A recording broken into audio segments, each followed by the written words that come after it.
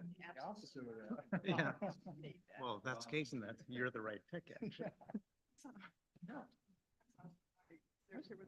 AJ is, And so my sister. okay.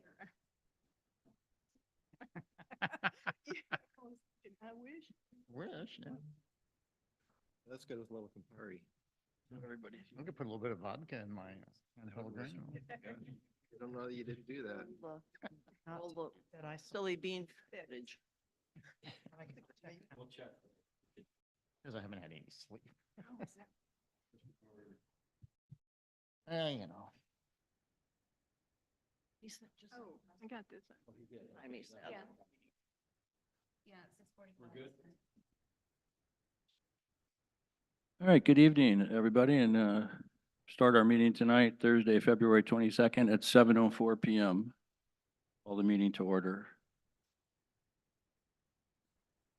First tonight, we have our land acknowledgement and anti-racism statement you can find online. Tonight's roll call, everybody is here. AJ is excused. And Rob is joining us via Zoom tonight. Item number 1 is adoption of the agenda. I have a motion to amend the agenda. Okay, Linda? I'd like to remove item number 2, the consent agenda. I have some amendments to make to the meeting minutes.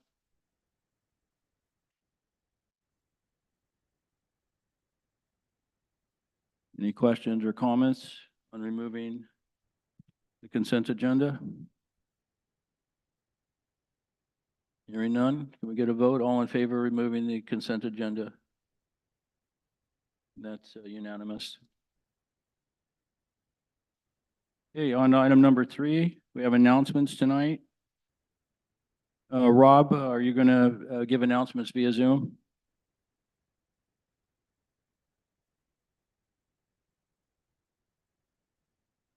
Rob is not logged in yet. Oh, okay. Do? So, I yeah, can you can make do it it if you want. Yeah, go ahead. You got it? So he isn't on yet? So we have a board vacancy. On 2/14, Sam Shahan, Director Shahan, submitted his resignation. So we have a board vacancy. It'll be open for 30 days, ending on March 15th. And that you can submit, there should be applications online and stuff for anyone who wants to apply for the vacancy. In 60 days, we should have it filled. That will come on 4/15. If the applications come in, the board meets on April 11. And if we have our interviews, we'll try and do it then so that we're within the 60-day limit On the 11th? of April. So, did we skip the minutes? Yes, I asked to have them removed. Yeah. Well, removed from consent, but that, aren't we going to adopt them or discuss them? We actually opened it up for discussion. We heard none and we. took it- Okay, Yeah. I didn't realize we adopted the minutes. We removed them from the consent agenda. Yeah, I need to amend them before we review them and So- you vote on So them. my point is, Yes. we've gone on to item 3 and haven't discussed item 2. So what he's saying is he had some comments on the minutes. I do not. Oh, I sorry. thought you were going to. I was just Yeah. looking at the agenda, the order of the agenda. Yes. The minutes are listed before the. Yeah, so they came up and so Linda made the motion to amend the agenda tonight, removing the consent agenda minutes because there's corrections that needed to be made. I understand. So where are you inserting the minutes discussion then? Next meeting. Next Oh, meeting, next meeting? yes. Yes. I have to go home and correct them and then I will submit them again. Oh, I thought you were going to do it today. I'm sorry. No. Oh, no, it's no worries, lengthy. no worries. Yeah, I'm sorry about that. Yeah, so then we moved on to item number 3, which was announcements, and we just announced the board vacancy and the period of time, and that should be filled hopefully at our meeting on 4/11/2024. The next announcement is 3B, Christ the King movie night recap. Linda? So last week, there was an announcement made regarding an upcoming movie night sponsored by SVCA. To further clarify how this activity developed, Director Van de Polder reached out to CTK to see if they throughout the year. I wrote an announcement for the activity in the views. With the limited events budget for SVCA, Jaime reached out to the general manager and CTK to find an available date for the activity that wouldn't interfere with any other activity or any rental scheduled in the barn. Since Director Van de Polder and I wanted to see if there is an interest in the community, I posted the announcement in the views. I believe when free events are offered in the community, the views should carry the announcement and not have it viewed as free advertising for the sponsor. A new lease has been entered into determining any fees paid for the rental of the barn area, and knowledge of any planned additional events need to be approved with administration. The refreshments offered were provided by CTK. The planning didn't include any staff time to arrange. No staff were required to open the building or do setup or cleanup. This preparation is handled by CTK and volunteers. If there isn't an interest for such events, of course, it would be up to CTK to decide, continue the movie nights or not. Should this be determined to be a successful activity, CTK will be providing information for future events and handling coordination with SVCA administration. I personally believe it's important to offer free events to the community where the vision and mission of Sudden Valley are the basis for such activities, much like Breakfast with Santa offered a free brunch to anyone in the community. These are activities offered to encourage members to gather and enjoy time together. These activities have been conducted with little or no expense to SVCA. So can I say something? Thank you, Linda. Yes, Sonia? So what you're saying though is that CTK's lease says that they are supposed to pay 50% of the rental rate, the going rental rate. The GM, even though it's at the GM's discretion to allow them to rent the room outside of their contracted time, it does not allow her to waive the rental fee. So did CTK pay the rental fee for the room? If I'm not mistaken, it was waived. Right, and that's my point. That requires a board vote. The GM does not, we did not ever give her the authority to be able to waive those types of fees. That would require a board vote to give her, that's the authority of the board. We would have to designate that authority to her. As it currently stands, she doesn't have that authority. Then I guess that's an oversight if you want to call it that. I'm saying I don't see anywhere in the lease documents or any other documents that if this is waived for any reason, if someone is charged a lesser fee, whatever, that it has to take board approval. But I'm certain in the future, if you feel that it's necessary, it's going to be between CTK. We just did this to see if there was interest. So I helped negotiate that agreement, and it was written that way very specifically for this very specific reason. That's why it's written like that. Yeah, so I'd like to make a comment on that quick. So the other option that we had was Sudden Valley could have paid the fee, the 50% fee would have been like we paid ourselves to open our own building for that night. So part of the discussion that was had on that, for us to show the movie, license fees were expensive. And so Christ the King has the license fees for the movie. We had the building, and so it was kind of a joint effort, if you will, to see if it was going to be successful. It wasn't a joint effort. It was a decision by two board directors and the GM to do it. It was not a board decision. Therefore, it wasn't SVCA. This was a behind-the-scenes decision made, not a vote of the board. And I'm saying you're violating the contract by doing that.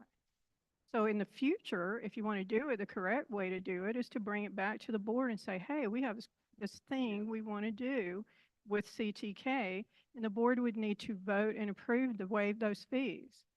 Point taken. Thank you. Okay, on to item number 4. Excuse me, is there any other announcements I should ask for?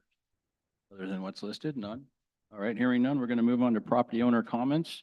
We have 15-minute total. Any property owners tonight that would like to speak? All right, hearing none.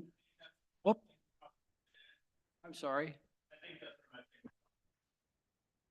Can you come to the microphone, Please, please, and Josh, introduce come on, step on yourself? up. All right, and you have to give your name and address, please. Sounds good. Name is Hunter Dunn. Address is 9 Oval Court.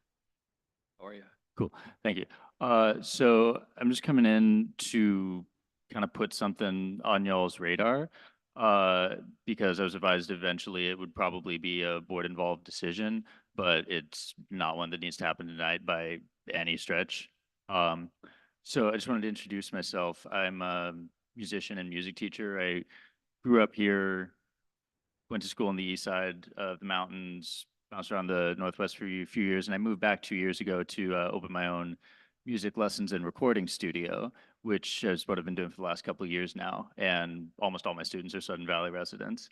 So the reason I wanted to come down, pop in and get something in front of all y'all is that I've been running the studio from home as a home studio for the last 2 years, but that was never going to be the permanent plan. Eventually, I was going to find a separate space for it. And as I've been looking around, one that has emerged as a promising lead is actually just downstairs below us. It's this room to the left of the front desk when you walk in that right now is just kind of a catch-all storage room, which was great for me because, as I'm guessing you know, right, the way that classes generally run is the instructor brings their stuff in, they do their classes, and then they go. But for what I do, that's just not really practical. I have too many big pieces and way too many cables to plug. It's like this whole setup times a couple. So I've been working with the rec desk on that, just kind of to get some together. I have actually, if anyone wants, I'm just like a 1 page with all the details, but I just wanted to come down to the regular meeting and let everyone know that that was something I was going to be bringing to you all eventually, was a pitch to open up a music lesson studio downstairs. Do you teach guitar? Yep. Awesome. Can I get one of your papers there? Yeah, here, I'll just take one down, pass it around. And then, yeah, So- there's the paper and my card at the top in case anyone ever has any follow-up questions. So Hunter? Yeah. Thanks for coming. Thank you. It is clearly stated in the rules and regulations that people may not run a business on Sudden Valley property. Okay, So that's the first hurdle. We do allow certain licensed individuals to use our facilities. Usually it's a recreational thing, like a fitness thing, because that fits in with this facility. We need to, that was your 3-minute warning. We need to enter into a license agreement, a contractual agreement in order for that to happen, and there's a revenue sharing portion of that. yes, similar. And the specific requirements, the electrical requirements, the noise that would be created, and the total scope Hmm. of what you would conceive of happening needs to be put together and then sent to me. And you can reach me at jjensen@suddenvalley.com. Okay. That's basically the paper that's going around. I can email it to you as well if you want. And just out of curiosity, do you do your own soundproofing? Okay, I'm just going to ask that question now. It's going to come up. I figured, yeah. And that's why the room being actually kind of out of the way was perfect. Like, when I was showing it, they were kind of apologetic, like, it's a little, tucked back. It is it's immediately not front." adjacent to the front desk, which is where most of our business is transacted. Fair enough. But yes, I would do my own soundproofing, and obviously if it was a problem, then would find a way to make it work, or if there wasn't. I don't teach drums, for what that's worth.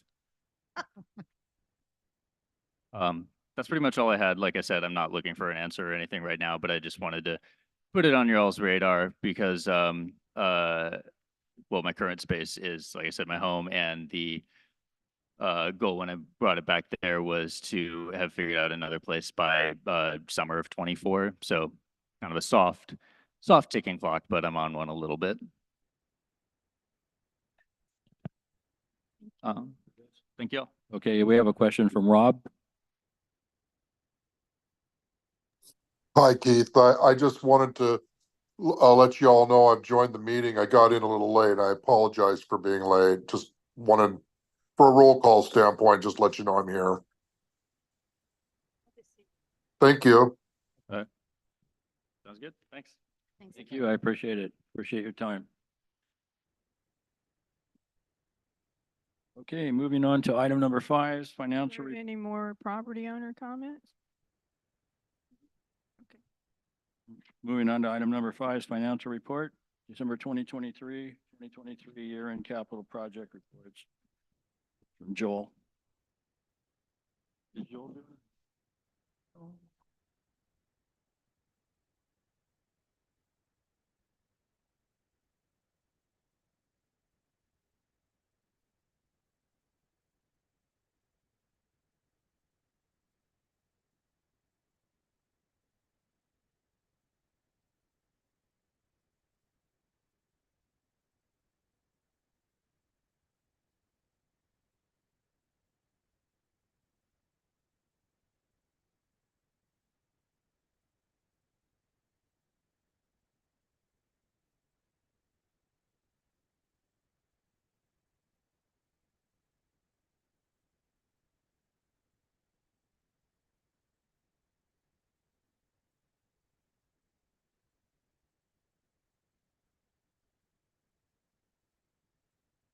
Okay, I'm going to go over the 2023, December 2023 financial statements.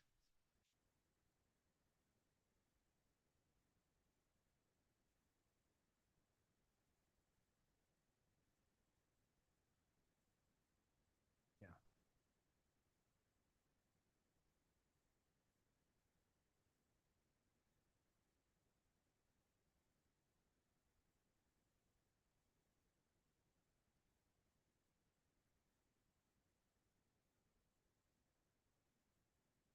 Okay, I'll just quickly run through this since I know we have quite a few capital requests on here, and I also did this last week. So if you want, and actually last week I meant to do a little bit quicker as well, but I think that one was a little bit longer. So if you want to watch the finance committee video, that one will probably be a little more detailed than this one.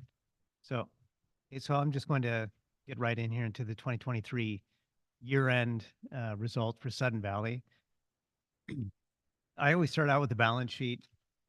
So, the one thing that, I mentioned this at the finance committee meeting, but so I guess I'll go ahead and mention it now at the board meeting as well. But, so a question that has come up is like when money is, like, for example, the board approved at the last board meeting, I believe, to transfer out the 105,600 from operations to capital. And then there's been kind of some question of where that comes from or how it's basically, that is a question, where does it come from? So if I just quickly, I'm just going to go to the income statement real fast just to point out. So at the end of the year for 2023, so we had a net income, operating net income of 231,629. And so the board at the last board meeting voted to move 105,600 out of operations into capital, into the SURF fund.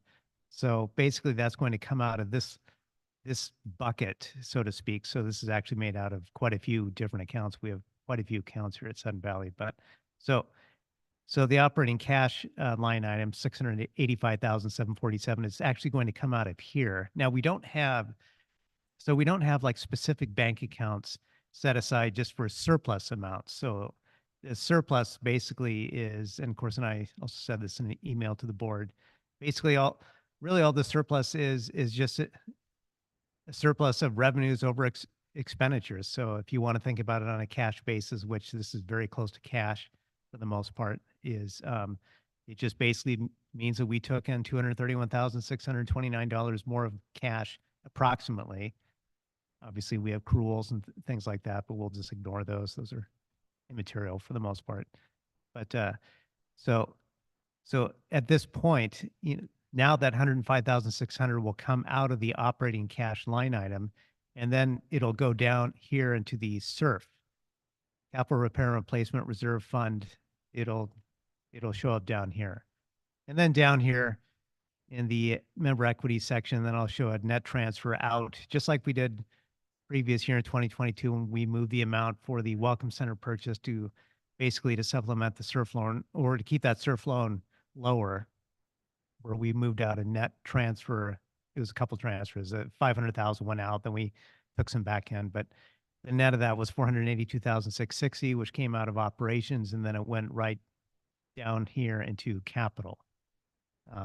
And then so someone was wondering last year, basically it came right out of here, the operation line item from 2022, and then went right down into the capital amount. So when are you taking questions? I have a question about that. Yeah, go ahead, Sonia. So, okay, because I did watch the finance committee meeting, and one of the things, so you're talking about the surplus, but this surplus, again, there was some confusion at the last meeting. We're all aware of that. And I think a few of us voted a certain way, not intending for the full $106,000 to be transferred out of operations, because my concern about doing that, right, is that we've now, we basically are now moving 106,000 of that surplus that you just quoted. That's going to deplete immediately and move over into the SURF account. We also have the additional expenditures that we just agreed to with the CBA. That's another $64,000 on top of that we did not have in this budget that needs to be supplemented with the surplus. So I'm concerned about the timing of moving any of that money. I mean, is there what would need to, and there's a third part of my concern here. I also heard in the finance committee, like we're now delaying the tennis court again because of that you need to figure out where the funding was coming from.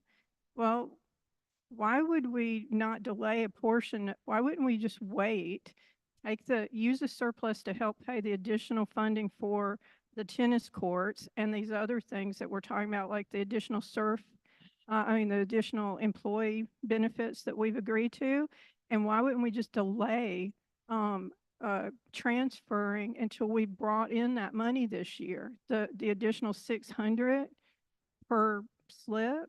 Why couldn't we just delay that transfer until June or whatever when we've gotten all that money? Did you want to speak? Not to answer your question of why can't we delay it, but just to clarify, the finance committee did approve the tennis courts. It simply asked to wait to present the approval, not the approval, but the recommendation for the board to approve the tennis courts into next board meeting, because one, we have so many this meeting, and second is the finance committee, or members of the finance committee have worked with Joel, and we want to present additional documentation on how that the deficit is going to be funded. So the actual capital request has been approved to move forward. It's just the presentation to the board is being delayed by one meeting. I understand. I guess my concern, and I think Joel probably understands this, is that we were already having a tight operational, that's a very tight budget that you need to manage really well, the operational budget. And so it's already tight. Now we're going over, right? And so I'm concerned that we're about moving this much of the surplus and not leaving it as a buffer in our operational account at this point in time. That's all I'm asking is that possible? And then we utilize those funds a different way. All right, go ahead. So several topics have been brought up which require pretty extensive response and a detailed discussion, and neither of them are on this agenda.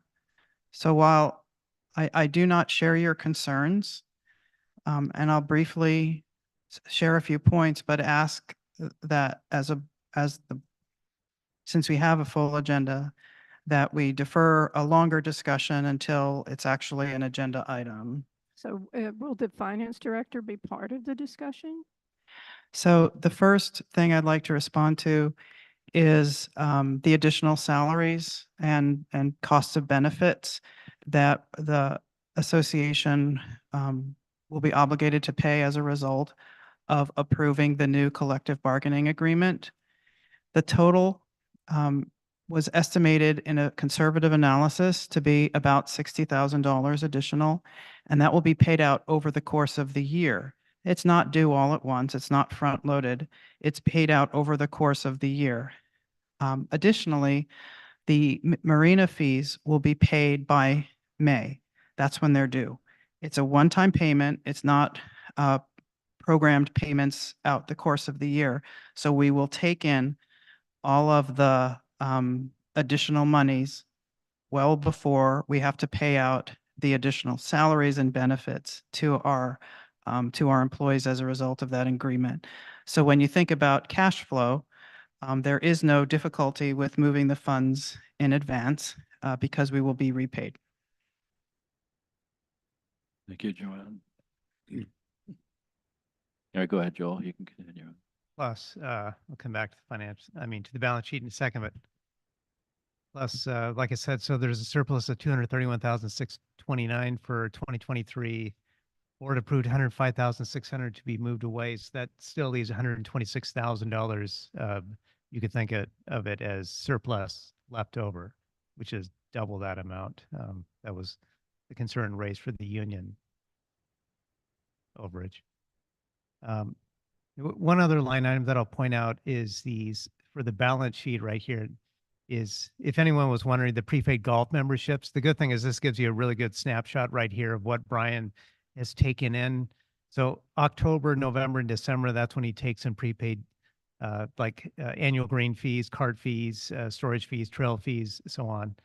And so you can see that he took in at the end of December 2022, 153,151, and he took in $112,089 at the end of 2023. And of course, it sits as a liability in the balance sheet at the end of 2023 because that's unearned revenue. Of course, now that we're into 2024, and that becomes earned revenue basically in 2024. I've followed up with Golf Management about that number because it's potentially concerning to see that we're lagging behind last year's revenues. And I was given information about how those memberships are purchased that somewhat alleviated my concern. I'm told that typically the first time someone golfs in the new year, that's when they renew their membership. And the weather has not been conducive to much golfing, although today was an exception, I think. And so because of the weather, we saw a disruption in when those funds would be taken in. It was quite unusual that they got so much last year, is what I was told. Okay. Now, it's still concerning, and we do need to keep a close eye on golf revenues. Last year was extraordinary. The revenues were extraordinary, and it was driven by quite extraordinary weather. It was very good weather for most of the golfing season. This year is not predicted to be quite as favorable in terms of weather. Of course, weather predictions are somewhat unpredictable, but we do have to keep a close eye on that line item and manage expenses appropriately. Thank you. Okay, so onto the next page, the income statement. This is obviously the most important page, and really this column that I started highlighting right here, third column from the right. So this is the year to date. Obviously, all this stuff on this side is all year to date. Then over here is current month to date, but obviously it's the 12 months that we're interested in at this point. And you can see that, as I pointed out before, so we have a net income, operating net income of 231,629. Obviously, when we budget for this in 2022, when we made the budget for the 2023 budget, we budgeted for a zero net income, just a balanced budget. So that's why you also see better than budget of the exact same amount, 231,629. If we would have had a zero net income, then we would have been technically right on budget. But obviously, this is better. And our collection rate that we ended for the year, you can see, is 97.9%. So we budgeted for a 95% collection rate. So at the end of 2023, it was 97.9, which is fantastic. And I pointed this out before, but as I've said in the past couple of board meetings, if someone was curious what that means collection rate wise. So when we budget for 95% collections, for every 1% that we're over that, that's an additional, I'll just give you rounded numbers. It's approximately $24,000 additional money that'll come into operations, another 13,500 that'll come into SURF, and another close to 14,000 that will come into roads for each additional 1% over that collection rate.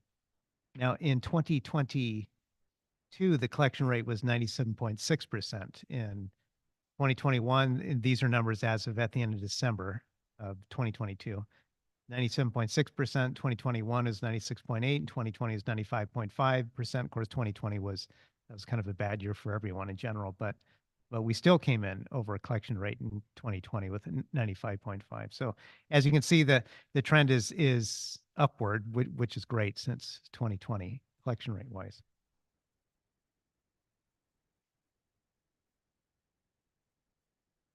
Now, in terms of this sheet, which I've said before, is it's a very handy sheet. This is basically giving you a snapshot of the cash balances for capital reserves and operating reserves. This very top number, this net available cash, and we'll just look at SURF just as an example. So SURF is 3,236,221 at the beginning of at the end of 2022. You go back to the balance sheet, you would see that number right here, or at the end of 2022. And then you'll see at the end of 2023, it was 3.6 million. If I go back here, you'll see there's that 3.6 million there. And then basically everything in between is what's showing you dues that have come in cash wise, interest income on all the SURF accounts, mitigation assignment of funds. Now these, like the 5,000 coming out here and the 92,535 coming out of roads, you'll see it drop into the mitigation assignment of savings accounts. And so this is still our money. These are in our bank accounts. And as soon as these funds are released by the county for these various projects, Culvert 315 is one of the big ones, then this money will be released and then it'll go right back into the fund that it came from, roads and SURF. And then the other biggest line item, obviously this is all the cash going out, 2023 expenditures and all the capital projects, all the checks that we've cut for everything out of SURF. And then the big line item here, the SURF loan payment, or excuse me, the obligated expenses. You probably is the capital reporting spreadsheet. Don't have it open, but it's there. Oh, it is. It's not open. It's Okay. on my laptop. If you late. Yeah.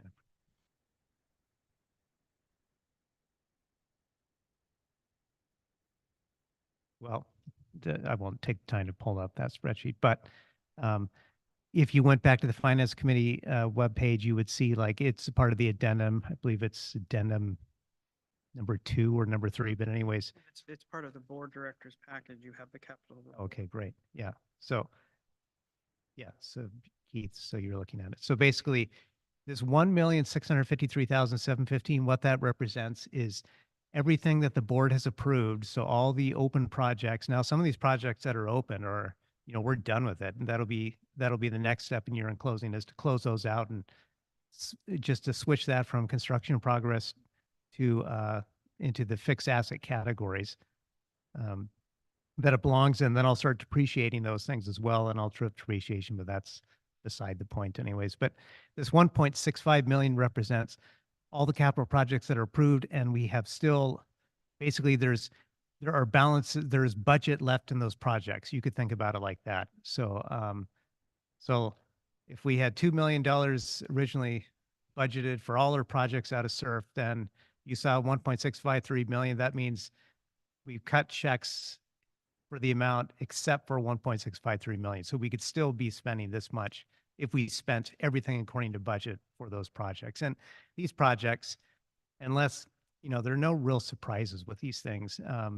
Meaning if a project goes over a budget and it's not approved to go over a budget, then it goes against operations, but it really doesn't happen all that often. There's a change order, so it's not going to be a surprise to the board. And then you'll have this 1.97 million and then this board recommended carryover. This is just basically an amount that we would not like to fall below the 600,000. And then you have, so the important thing is at the end of 2023, which is obviously past, but we would expect to have $1.37 million of usable cash. But the good thing is throughout the year, so this thing obviously gets updated every single month. So the most recent kind of cash reserve balance sheet will give you what we're expecting to have like in the end of the year, given all our parameters. And like, for example, so you can see for SURF for 2023, we had 1.37 million after this carryover. We had, the end of 2022, we had 2 million in this account. This one is close to 1.4 million for roads. We had 1.5 million, density reduction mailbox obviously won't change all that much except for like interest going into it. And then UDR funds. So the thing with UDR, and I said this before, and I'll just say it again real quickly, like what UDR is, undesignated reserve fund. This is basically when someone, now that we're in 2024, if someone has not paid their 2023 dues yet for any month in 2023 or 2022 or whatever, just any month, behind 2024, the operating portion of those dues when we collect it will go into this undesignated reserve fund. And then this takes the same board approval to spend this stuff just like anything in SURF roads or mailbox funds. So you can see at the end of 2023, 291,197 of available cash basically. And at the end of 2022, we had 216,000, but this fluctuates. Obviously, the big driver behind this would be like right here, all the cash coming in during 2023 that were due for operating dues that were in arrears and then paid in 2023.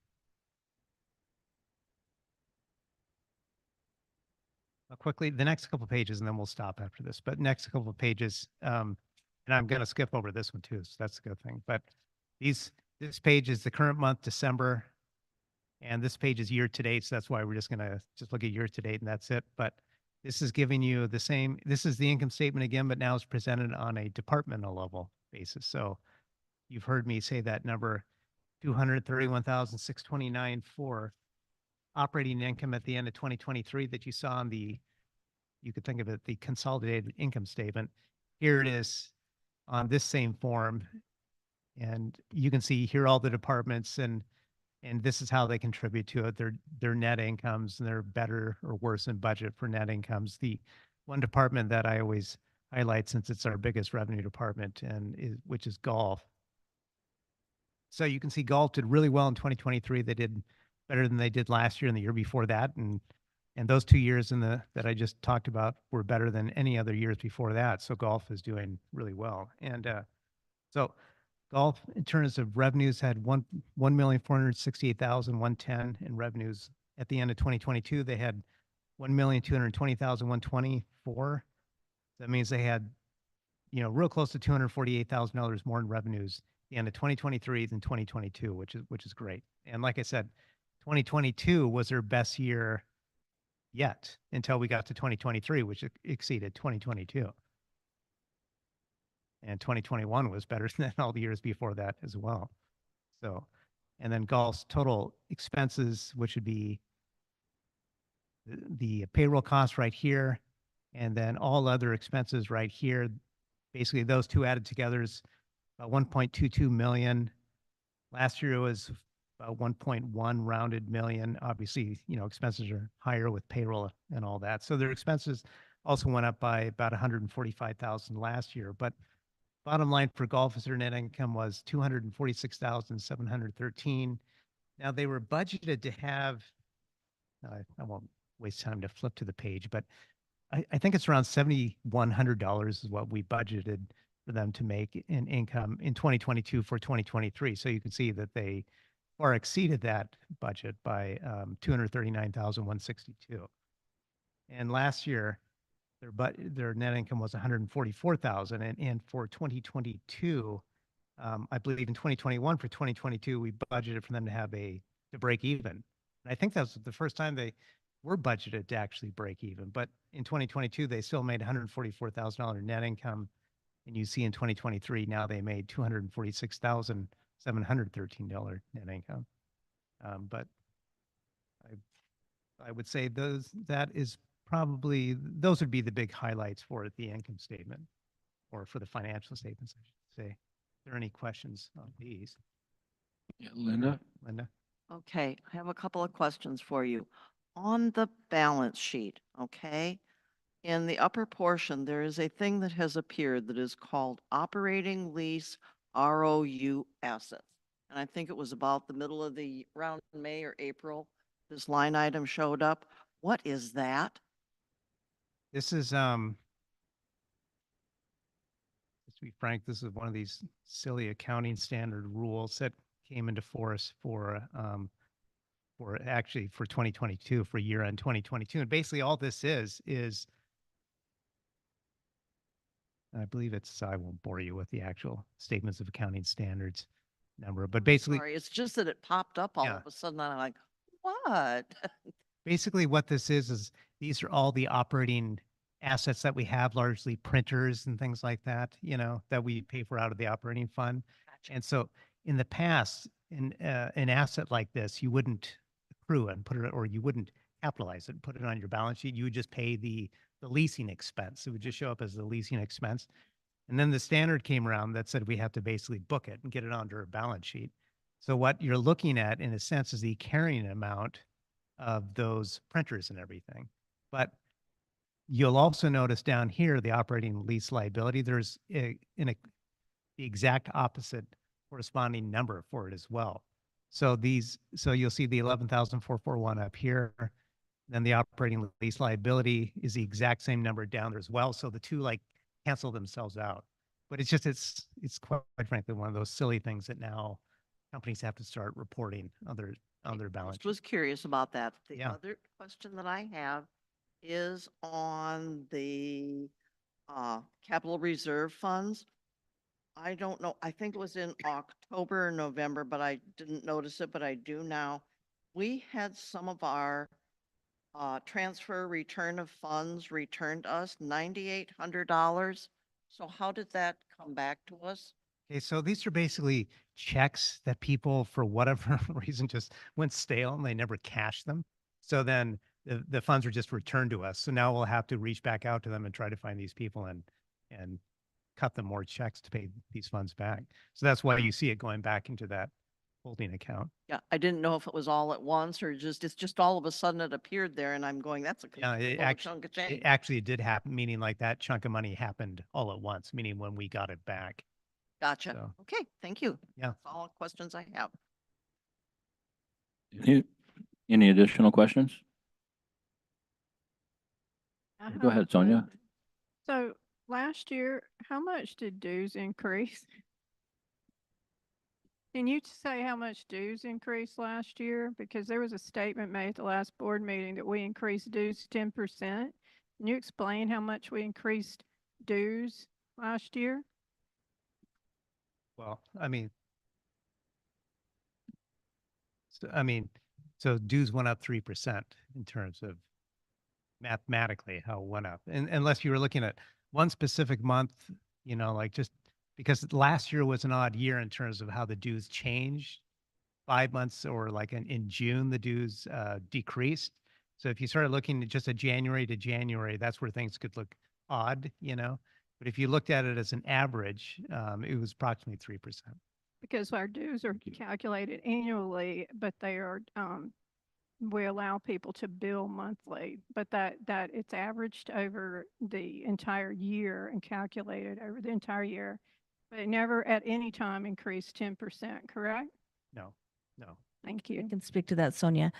So if you take all of 2023, all of them, what you paid every single month for the whole year of 2023 versus what you're paying every single month for the whole year of 2024. Yes, they were below 5%. They were like 3 point something percent. If you look at what our dues was January of 2023 versus January of 2024, they did increase over 10% if you look at the single month. But because we had a dues increase that went into effect June 1st, when the When the special assessment dropped off, there was also a dues increase made. So that helped average out the total year. If that dues increase was not made mid-year, then we would have been out of compliance with our 7% if we looked at January of 2023 to January of 2024. But if you look at the years as a whole, then they are within. Yeah, I'm aware. I Okay. just would appreciate you stop saying that because it's putting out a lot of misinformation, and that's went on I during think I the just cleared election. that up. So I appreciate that. Thank you. Thank you. Any additional questions? All right, hearing none, we're going to move on to continuing, excuse me, item number 6, continuing business. And item 6A is going to be the code of conduct. Update from Joanne.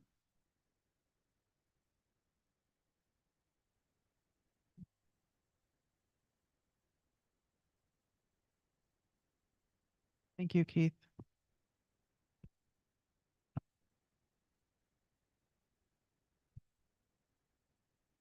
At the last board meeting, we settled on language, or the new director settled on language, and I was given the direction to go with the amended documents, to give the amended documents to our legal counsel for review.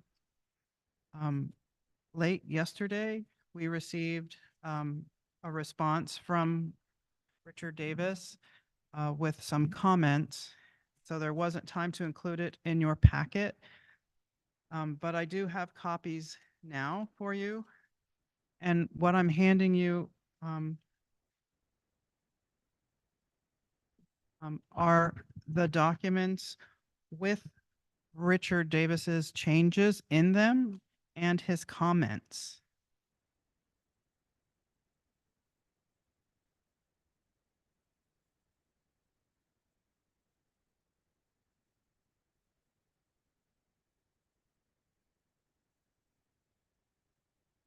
So we'll start with the code of conduct. It's on the top of your handout.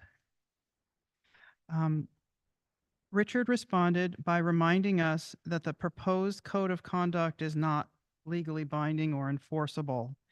And we had discussed that at previous meetings and acknowledged that there was within the RCW a legal code that is binding on directors, and you were provided a copy of that, but that we still wanted to have a Sudden Valley code of conduct that we could append signatures to and be able to make a commitment to each other as individuals to uphold that code of conduct. So just a reminder that what we have proposed is not necessarily legally binding. Richard also felt that requiring people to sign a code of conduct, while it is a significant gesture, it's also not binding. So that's that. The legal mind has its ways, and you can see that he has done a little bit of wordsmithing. But besides that, those were his comments on the code of conduct.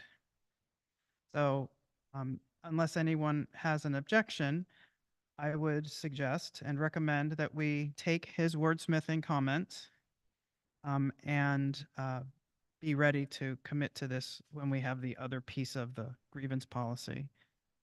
Are there any questions or comments on the changes suggested by Richard? And by the way, if you don't feel as though you can respond having just been handed the copy, I understand that. But I did not want to withhold the information from the board since I did have it in hand. Yes. Go ahead, Rick. So in reading this, Joanne, he's suggesting that adopting it would be a good gesture, but not requiring signatures. Yeah, he felt that if we asked everyone to sign it and then someone joined later and we didn't have them sign it, does that mean they're not, going to be held to that standard?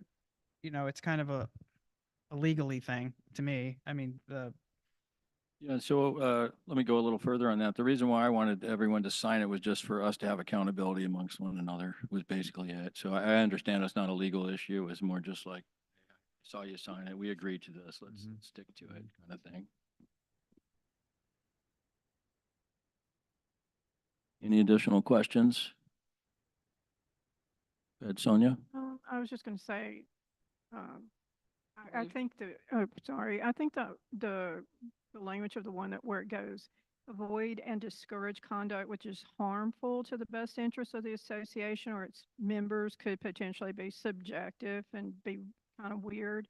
It may just be easier on that one to just say act in the, you know, act in the best interest of the association or its members, you know, whatever that language is that, you know, just reflect the language that's in the RCWs.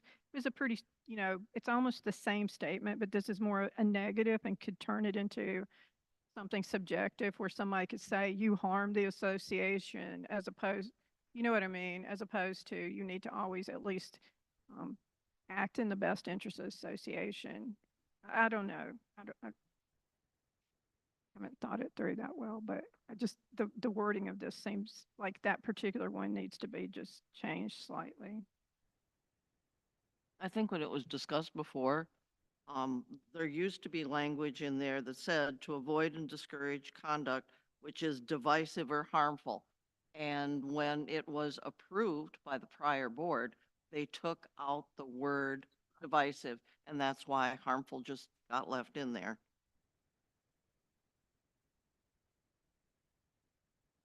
Yeah.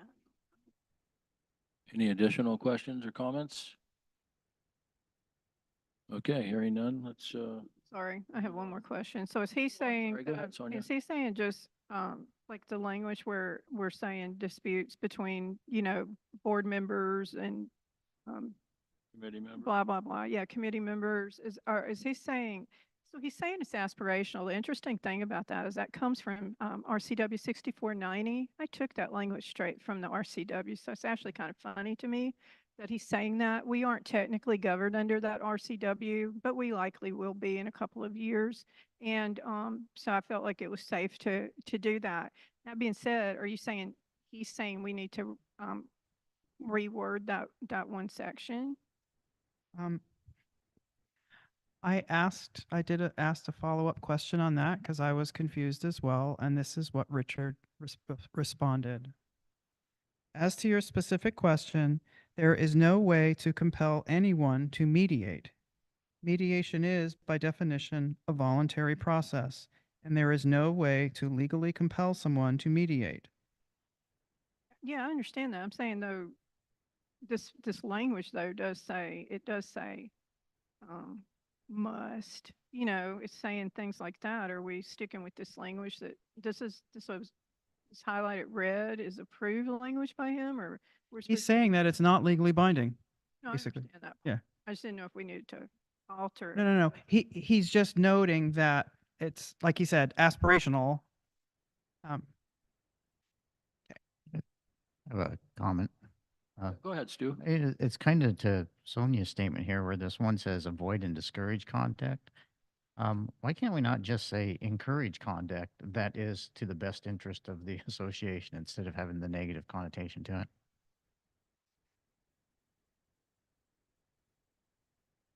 They are really two different things.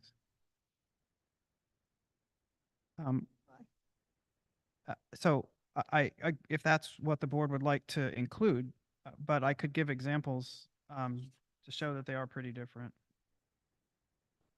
Yeah, and we've already reviewed this numerous times and sent it to the lawyer for a final review and got it back, and now we want to make changes. No, it's not that major of an issue. It's just Go ahead. It becomes punitive if we leave that language in there. I mean, it's too subjective, that's all.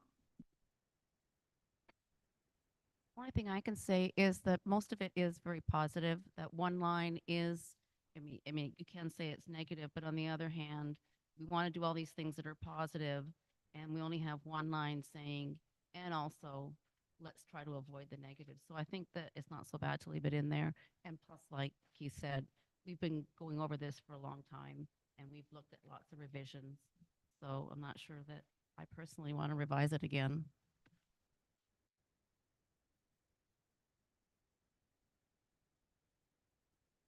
Any other comments before we move on to the grievance process document? So Richard's objections or notes, I don't know that they're objections, are a little more serious on the grievance process. First of all, he does not feel that it's appropriate to identify him, Richard Davis, as the person to whom written complaints would be sent. The primary reason is that he is our advocate, the association's advocate, so he isn't unbiased. He has the interests of the association as his primary concern. And if you remember the original version of this document that I sent for review, I had noted maybe we want to identify an ombudsman as someone that was completely neutral and above the fray. So I don't know if anyone has suggestions for who that is, but we could reach out to people such as the local Wacom dispute resolution and have them receive complaints, or we could contract with our parliamentarian perhaps to receive them just as a service, and then follow the process through of alerting people as we have designated here, but it would be an impartial person. Those are two things I came up with. Does anyone else have an idea for who might act for Sudden Valley in the role of ombudsman?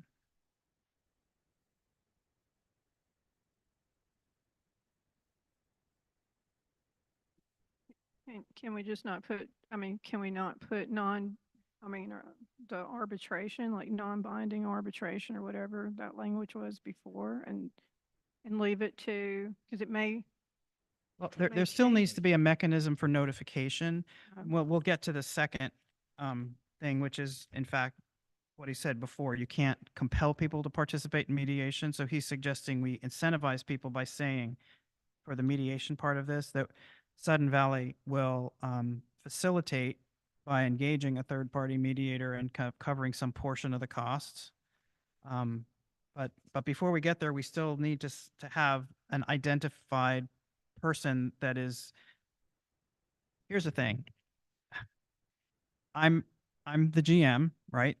And Keith is the board president, and we're identified here as leadership as our committee chairs. So if a volunteer or committee member or volunteer board director has a grievance and they feel comfortable coming to Keith or myself or their committee chair, all well and good. But if the beef is with that person, who do they go to? That's really what we have to answer. And so I had, I had said, well, maybe our lawyer could do that for us, just receive the complaints. And maybe that's not so good. So we should just designate an ombudsman. Rob? Thank you, Keith. I'm wondering if there's someone that the city of Bellingham or Whatcom County designates as an ombudsman. Often cities do that. Could we look into whether there's someone they designate and contact that person or entity? Is it a suggestion? I guess I could. Rob, I'll look into that. I had previously thought that they would be a contact for complaints or grievances against the city or the county, but I can certainly call and see if they have a suggestion. Do we have to say a specific mediator? Because I just looking, Googling it, there are a number of mediators available that we could choose to reach out to that were available at the time. Do we have to know a specific mediator, or just say a mediator will be brought in at that point? My recommendation would be to have it generic and then just have a list of local mediator providing organizations that we can call, but that we do say that we'll facilitate it. Like we won't leave it up to the individuals, the hassle of finding one. And But you just said that we needed to designate somebody to. well, these are receive two separate notification. things. Two separate things. We first need to identify an impartial party to whom people who have a concern or a grievance can send it with confidence that it won't be improperly handled, right? So that's job one. Job two is, instead of compelling mediation, incentivize mediation by changing language to say that SVCA would facilitate the selection of a mediator and contribute some amount of money towards the costs. So the association should contribute all of the money for the cost because that's just that's the cost of doing business and to avoid these types of things. Every time that anything starts to become these legal actions, it's one thing if somebody starts to abuse it and everything, and that's something certainly that, then could be addressed. But I think as a default, most certainly that should be the cost of doing business to ensure that people feel safe to be able to come forward with some type of complaint and to encourage them to do so in a way that doesn't erode the trust of the membership of the board and the other committee members. I think it's really important that we put that in place to protect everybody. Does anyone know what the cost is for mediation, roughly? It depends on there how a- long it goes. It's literally an hourly fee. Yes. Along with mediation, it has to do with legal fees. Is Sudden Valley gonna pay all the legal fees? Well, when it becomes a dispute between board directors, for instance, then a lot of, like, as you know, the insurance can be invoked and that's an issue too. So it's probably in Sudden Valley's best interest to, I'm not saying that you put some clause in here, like to be evaluated. You could, let's say again, if it's somebody that's just constantly making complaints or something like that, that's maybe, I don't know the language that would need to be put in here, then that's certainly something I would think that the board could then say, hey, you know what? This isn't good. This person's just, but that's not the point of it, right? The point of it is to actually encourage people to do this process rather than feeling like they don't have an avenue for it. So, I'm just worried when you start telling people they're going to have to pay, cost of mediation. I mean, I know that's a problem. That was just, Deterrent. that's like, well, you can't ask a member to pay to appeal a fine, right? And so it's something similar to that. To me, it's the same idea because you're discouraging that, like you're being punitive and people aren't able to utilize it. Do you see any potential of like frivolous, like some board member just constantly causing trouble? Well, I'm saying that would be the reason to somehow put Cap. some statement in here to be able to say that, under certain circumstances, Yeah. the board as a whole could probably potentially, I don't really know. I don't know. I have to think about it. I just looked at this. I mean, I guess my point is I do know it has potential for somebody to abuse it. I get the point about the dollar amount and everything. But yeah, maybe it's capping it. Linda just said something about capping it. Maybe it's something like that. Yeah. All right, so some more discussion needs to go on that. Yeah, as regards the selection of an ombudsman, are there additional suggestions? Rick has a question. Oh, I'm sorry. Go ahead, Rick. Yeah, along those lines, in terms of identifying a neutral party, in my hurried review of our documents and bylaws, and I'm not sure exactly where I saw it, but thought I saw a reference to a judicial committee or council. Can you tell me more details about that? It didn't state who was on that or what exactly their purpose was, but Are you thinking of the appeals committee? maybe. The appeals committee, in my understanding, is formed when someone appeals the assessment of fines or which are specifically violations of the rules and regulations and policies of Sudden Valley.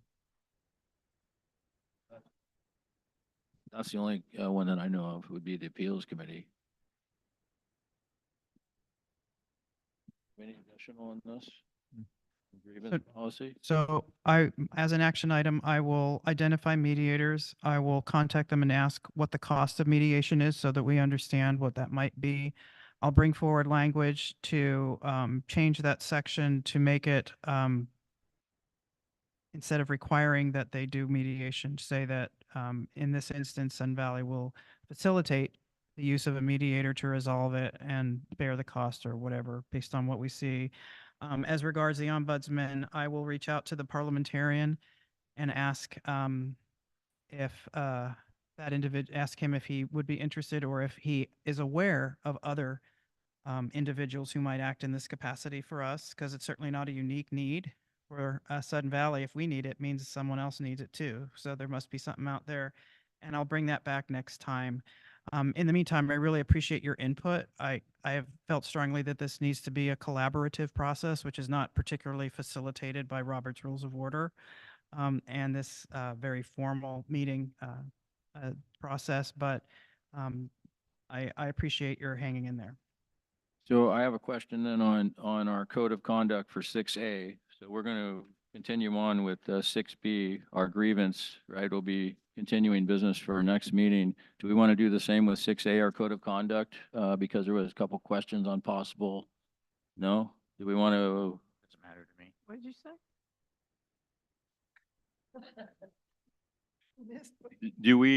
We're going to move forward with 6B, right? We're going to move that to the following meeting, right? So there could be some changes made to this. 6A is the code of conduct. Do we want to adopt that tonight, or does that need to move on to our next meeting as well? But I think I would prefer that they both move, just because to give it a little more time. Okay.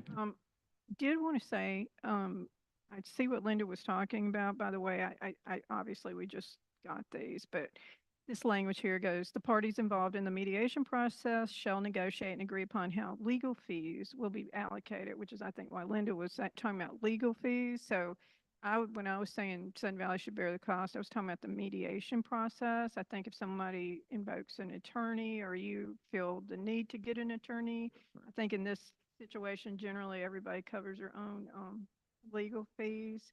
So I wasn't meaning for the association to cover people's legal fees in this instance. But for the mediation part. Yeah, for the mediation part. And obviously, if for any reason it was something that, and again, I'm not saying that'll be the case, but let's say it was something about an action taken as a board director that would potentially trigger insurance. That's something completely different, right? That wouldn't apply. So I don't know if that needs to be stated or not, but in just normal mediation, you don't necessarily need an attorney, but you can certainly choose to get one, right? And I think if people want to do that, then they should cover those themselves. Yeah. Okay. So I just thought I'd clarify what I put forward. Since I messed up the other motion last time, I don't want to do that. All right, so 6A and 6B, the motion on the table is to move those forward for next year, or excuse me, for our next meeting. The way it's looking. To our next meeting.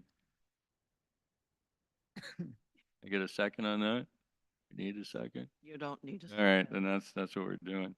All right, on to item number 6C, to our facility scheduling. And that's Joanne, correct? Rob, did folks respond to your doodle poll for their availability? Yeah, there were 4 directors that responded. The majority wanted to tour on Tuesday, actually. Tuesday, like next Tuesday, or Tuesday just in general Tuesday? This last Tuesday. So when I put the Well, poll I'll out there, schedule them for last Tuesday. so Robin, I- what time? it was 1 to 4. 1 to And 4. and Tuesday. just to give you some background, I set something up almost fairly quickly because Director Shahan indicated that he was going to be leaving on the 26th and was hoping that we could schedule the tours prior to him leaving, so I put out some proposed days and times in the afternoon, something almost immediately, and then actually next week. So I just want to also be clear, I'm not trying to direct anything to the Long Range Planning Committee. I was just trying to help facilitate choosing a day with a number of people. So yeah, I was just following up on direction that the board gave, that they were looking for some help.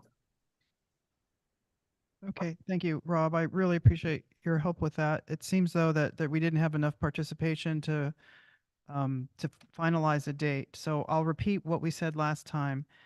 The facility tour will take about 3 hours.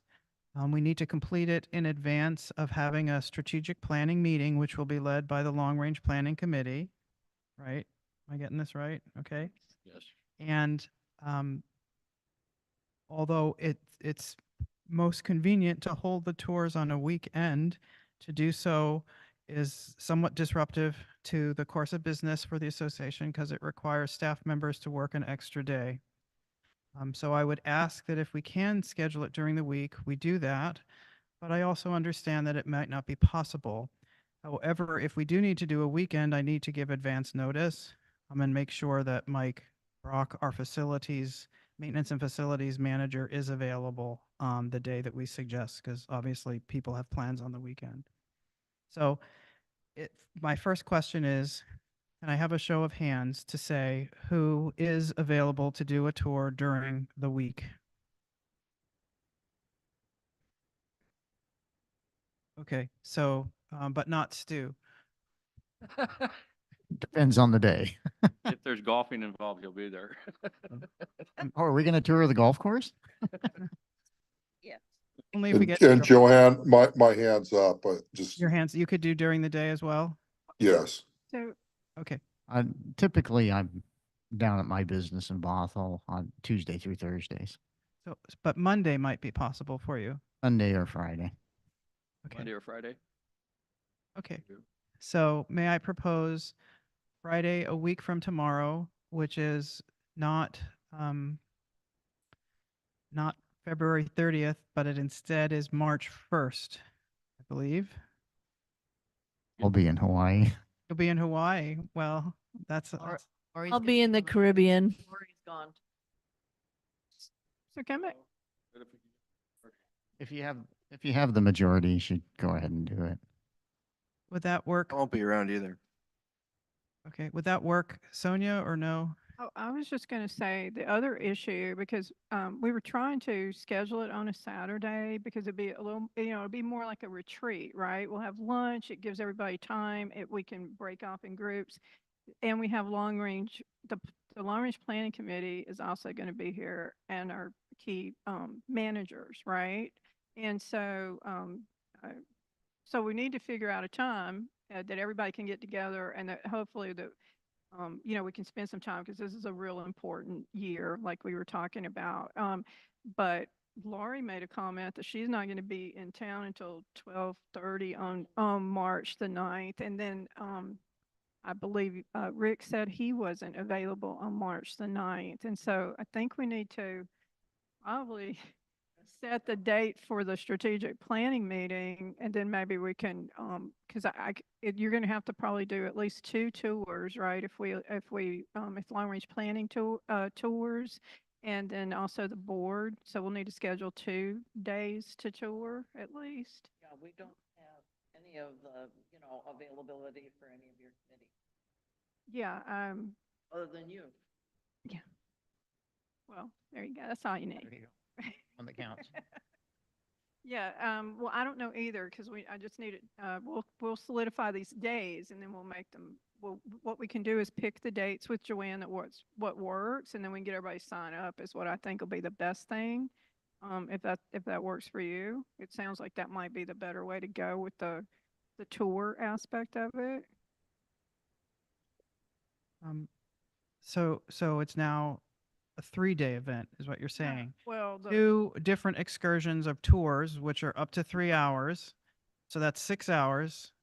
And then you're saying that there needs to be a full day meeting on a weekend? well, it's the strategic planning retreat. I mean, we could actually hold a tour that morning.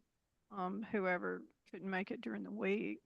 I don't think it necessarily needs to be 3 hours if they can't make it during the regular one that you schedule. We can always do some kind of short. everybody all at once? Yeah, last time we had one group go in one direction and the other group go in the opposite direction. Mhm. I think you toured one group, right, Joanne, and then Mike toured the other group. We started at, it's like all the facilities, one started at one group of facilities, the other in the. I'm sorry, you guys need to speak in the mics. It's really hard to hear you. Sorry, Rob. So do you think it would be too much to do the tour and the retreat on the same day, Joanne, or would that be easier? I'm still processing you saying that all senior managers need to attend this. Not all say, I'm saying like the Mike and you definitely need to be there. So I mean, or you don't be there, but I would think you'd want to be there. I don't know.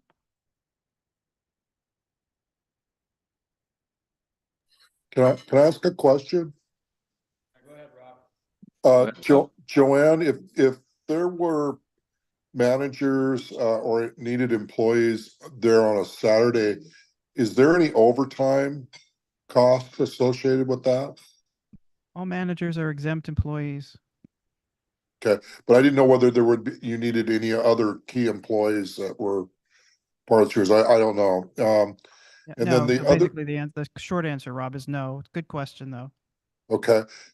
Well, from my standpoint, it's just my feedback. I think that from a work-life balance standpoint, the better we can ask people that work for Sun Valley to be home and enjoy their time with their families or doing what they want to do on a weekend, that's better. If there's meetings that we need to have, we should try to do that during the weekdays. And the tours, I think, would be better during the workday as well. I would think Mike would probably enjoy being home with his family rather than being in Sun Valley on a Saturday. You either do it on a weekend or you do it 2 nights during the week, and then they're going to stay long and late on a weeknight. So that's the option. Long and What's late the on two, a what, weeknight, or Sonia, I'm just curious, what's the 2 nights you're saying there would be 2 the separate strategic- tours? no, not the tours, the strategic planning meeting. The actual process of strategic planning, we need to get together and do. And you anticipate that being 6 hours of meeting? Well, I think we spent 5.5 hours last time, and that wasn't even, there's a lot to this. We need to talk about the community survey. We need to talk about the projects and the planning process. This is how you ramp up of the projects that are coming up over the next 3 years. And it's all part of the planning process. You've got to plan how to get community input. You've got to start, developing those projects, and we need to finish out the projects we're working on. So maybe the lesson direction learned is, yeah, I hear you, but just maybe a sort of a lesson learned is we ought to have this continuing. We didn't have any long range planning in the last year and a half, maybe. Right, we continuing didn't that. need it though, because we didn't, what we had, what we did last year is we had a strategic planning meeting, because there wasn't a lot to do. We were, last year, we were still continuing, the work of the long range planning committee that had started in 2020 and 2021. So those projects were still continuing. There wasn't a lot of new stuff going on last year that had been identified. So what we did is we talked to the board gave input. The input pretty much supported, wanting to see what we were already doing and what was already budgeted, et cetera.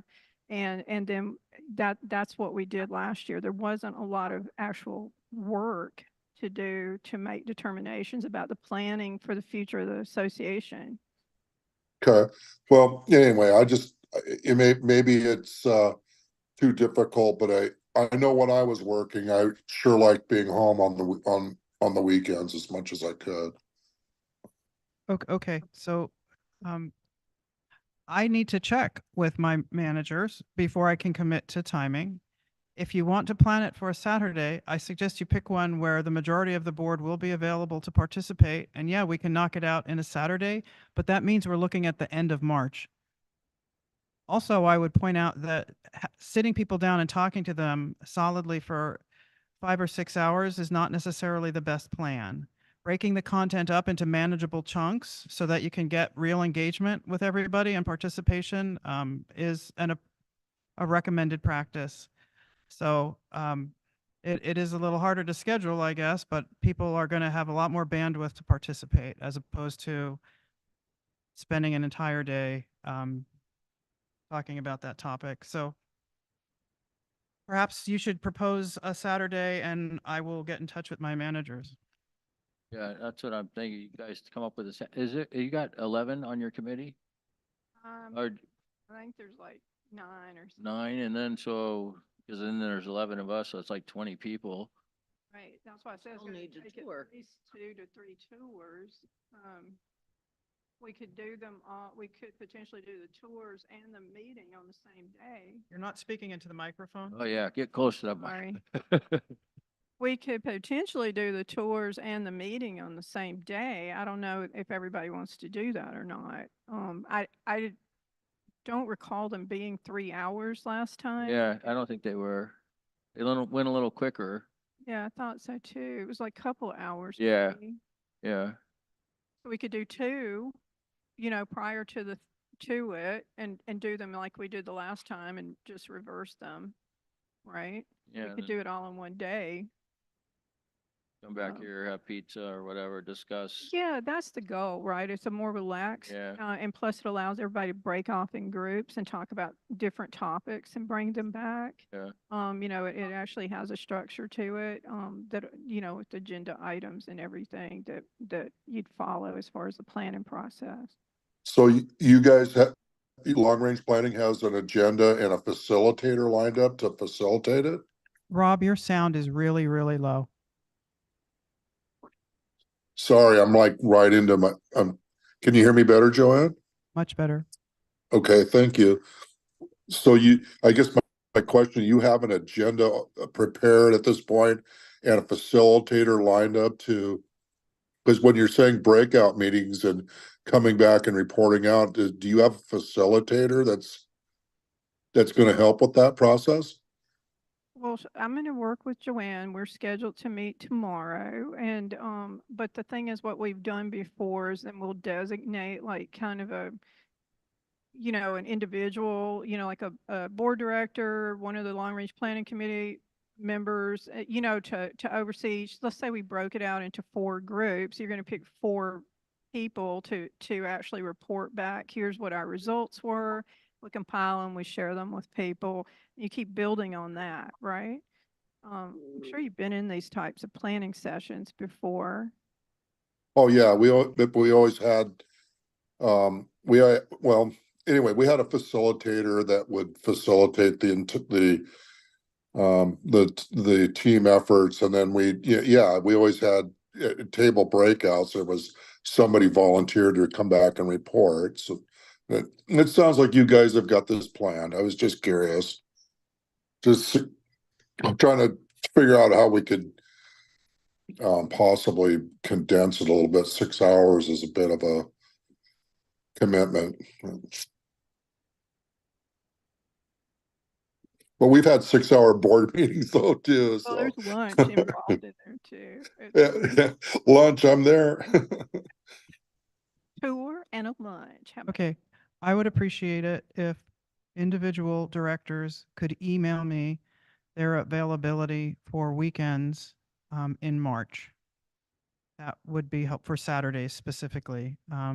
So that would be very helpful. And then when I speak with Sonia, tomorrow regarding what support she's going to require from my staff, I can have that information and I will also get the availability of my managers. But there's another task that the board must complete. The bylaws say that the board has to appoint a staff member as a member of the Long Range Planning Committee, and the board has not yet done that.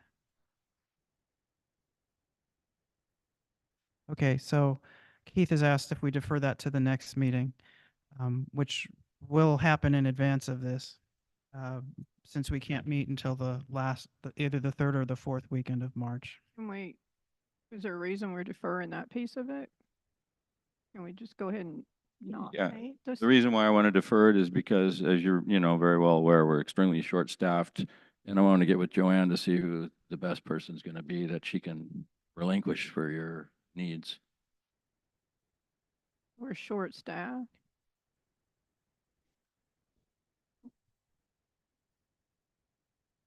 Okay.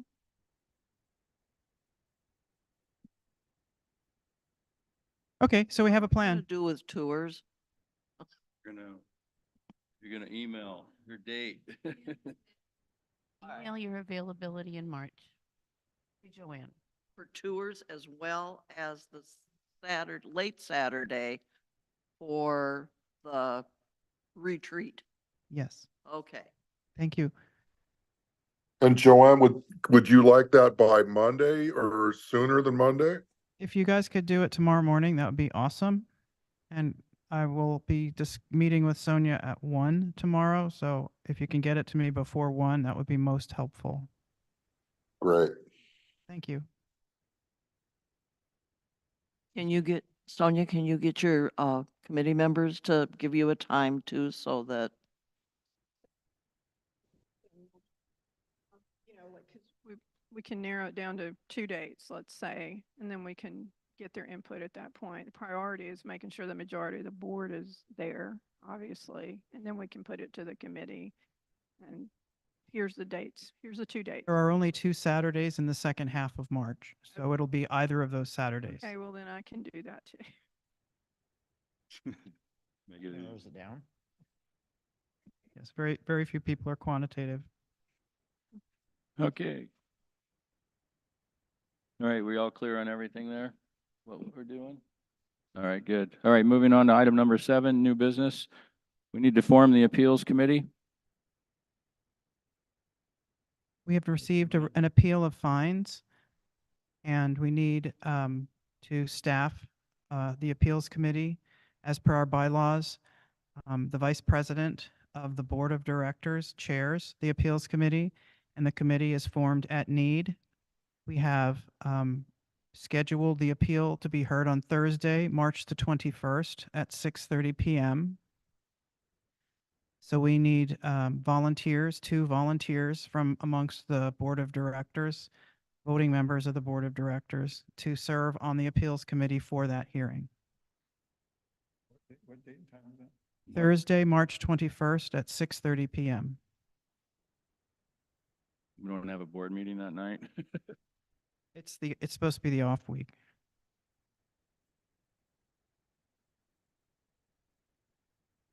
Anybody interested? All right, I'll do it.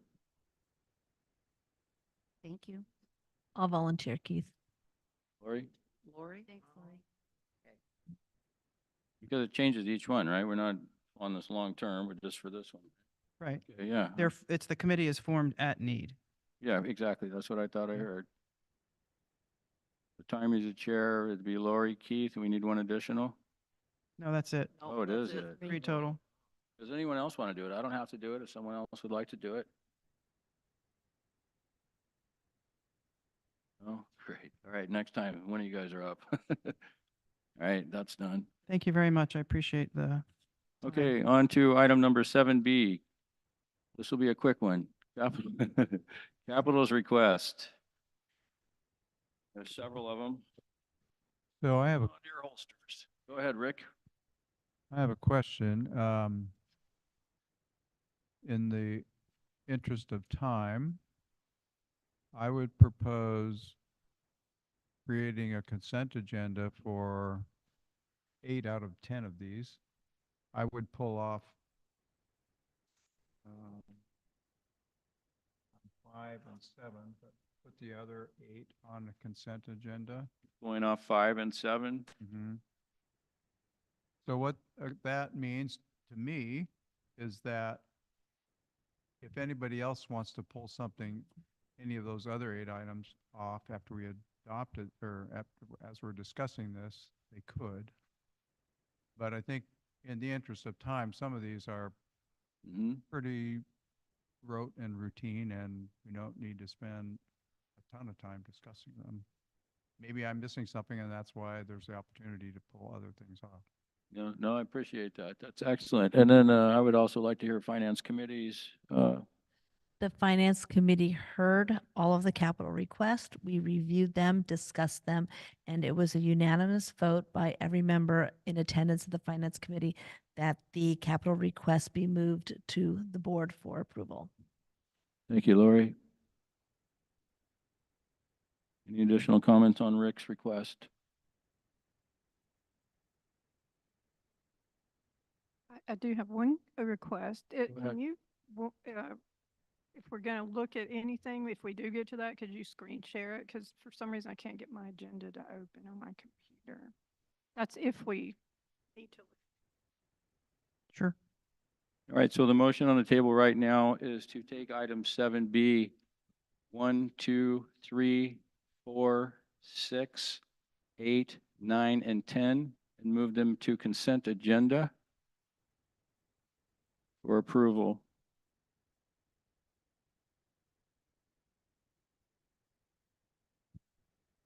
Any questions or comments about the motion? Get a second? Don't need it. Okay, all in favor? That's good. I've got one I want to discuss, so it's not a big deal. Well, you can pull one off. Yeah, Wanna we'll pull it out and then we'll just do the other 7. Okay, I just want to look at the bridge designs. Just have a question about that one. Bridge design, item 9. All right, so the motion on the table now is to remove items 5, 7, and 9 from our capital request. We'll make items 1, 2, 3, 4, 6, 8, and 10 consent agenda items for approval. All in favor?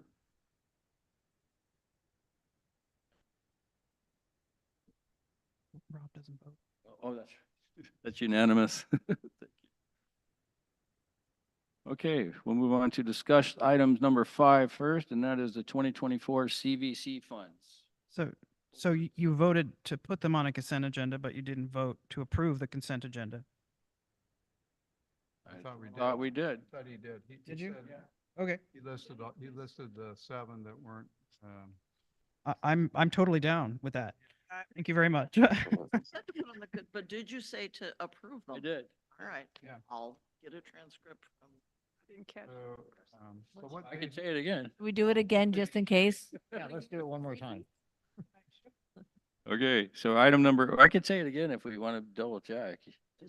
In case it's not in the transcript. All right, so now on the table, where the motion is to approve the consent agenda items, numbers 1, 2, 3, 4, 6, 8, and 10.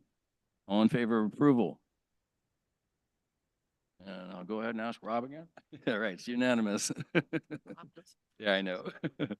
All right, so we'll move on to item number 5 that we pulled out as the 2024 CVC funds, or to Joanne. Number 5. The purpose of this capital request is to request funding approval for the maintenance of ditches, culverts, and swales as per the 2016 Special General Meeting mandate for 2024. The 2016 Special General Meeting mandate required Sudden Valley Community Association to perform major maintenance of ditches, culverts, and swales on an annual basis. A memo from Larson Gross dated December 29th, 2015 outlined the work that could be completed under this program. Since the 2016 SGM, this project has been called the Culvert and Vegetation Control, or CVC. From 2016 to 2021, it appears that most of the work completed under the project was focused on vegetation control. In 2022, SVCA's Board of Directors approved the 2022 Road and Drainage Notice of Activity, or NOA project that focused on solving known storm drainage issues. Many of these issues had been known for years but had not been addressed. This project completed work at more than 40 locations throughout SVCA. The scope of work included excavation to restore ditches and swales for more than 5,000 lineal feet, culvert cleaning, and numerous culvert replacements. In 2022, SVCA's maintenance department took a new approach to maintaining SVCA's drainage infrastructure by incorporating preventive maintenance activities along with the focused vegetation control that had been done previously. With the shift, additional work was included as part of the annual operating budget for maintenance. This included roadside mowing, a minimum of twice per year, proactive trimming of roadside trees and vegetation using the bucket truck, scheduling annual clean green events where chippable material is brought by homeowners to maintenance staff for chipping and disposal, regularly chipping roadside branches directly into a truck instead of side casting, road cleaning with sweeper trucks that collect debris instead of side casting materials onto the shoulders and into ditches. And we do that twice a year. In 2023, the budgeted CVC funds for 2022 and 2023 were combined to focus on locating and cleaning all of SVCA's culverts. In addition, as the culverts were located, positive drainage was provided at each location so water could enter and exit the culverts as originally designed. Before the completion of this project, SVCA had 254 known culverts. After the project, there were 353, adding 99 to the total. In 2023, a contract was awarded to Impact Design to develop an updated road and drainage plan. The new 10-year plan identified the culverts that need to be replaced and provides a schedule for replacing them. For example, 2024's road budget proposes to replace 52 culverts. In addition, the new 10-year plan also identified the importance of continuing maintenance, maintaining ditches and culverts. The plan specifically calls for the use of CVC funds each year to complete ditching and to keep culverts clear. In addition, it recommended that unused funds from prior years be allocated to the following year's CVC allowance. SVCA has more than 40 miles of roads with ditches typically on at least one side of each roadway, with many having ditches on both sides. Last year, ditches where drainage issues had been identified were cleaned and restored. SVCA is continuing to prioritize locations for ditch improvements based on issues. Areas where water is not flowing as intended will be prioritized for restoration with funds available. This is a moving target since each rain event typically identifies more location where ditching is needed, and the maintenance department is maintaining a priority list as issues come to light. Rain events are also leading to the location of additional culverts. Any new culverts discovered will be cleaned and mapped as part of this year's proposed project. In 2024, we've already identified 3 new culverts and 2 catch basins that were previously unmapped. This project is proposed to be a combined effort between our maintenance department and outside contractors. When a scope of work is identified that is beyond maintenance's ability, an approved vendor from the 2024 on-call contractor list will be engaged. Typically, a vendor will be used where heavy equipment not owned by SVCA is needed, which requires specialized experience, or when the scope of work is beyond what can be handled by staff. A few examples include clearing a long culvert beyond the capabilities of our vac trailer, cleaning large stretches of ditches where larger equipment and full-size dump trucks would significantly reduce the cost per foot of ditching, or off-site disposal of materials that are generated during cleaning operations. Our maintenance department will undertake the cleaning of smaller culverts and structures that are suited to our own vac trailer, as well as to complete isolated drainage improvements not suited for high-volume production. Shovel work, in other words. In addition, SVCA's maintenance department will perform large-scale pruning where appropriate to help drainage. Selective large-scale pruning is considered pruning that is required no more frequently than every 3 to 5 years, as defined by Larson Gross's memo from December 2015. Our anticipated costs for the work are detailed as follows: $1,000 to purchase water for jetting the culverts, $3,000 for fuel and equipment maintenance, $29,800 for supervisory hours, and $32,000 for maintenance staff hours, totaling $65,800. The supervisory budget, as listed, is substantial because the supervisor receives and reviews all drainage-related requests that are reported. In 2023, the maintenance department received 135 service requests that were related to drainage. The supervisor determines if the needed improvement can be completed by staff or requires outsourcing. Then the supervisor plans the project to be performed by SVCA staff, and if outside vendors are needed, coordinates and oversees those contractors. Our proposal is to authorize $125,320 for the 2024 CVC project as identified in the roads budget.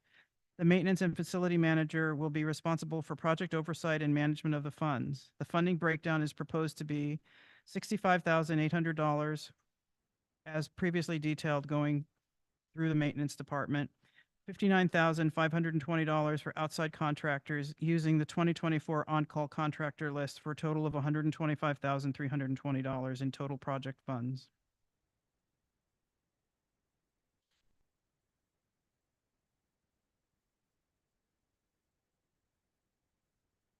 Thank you, Joanne. Any questions or comments?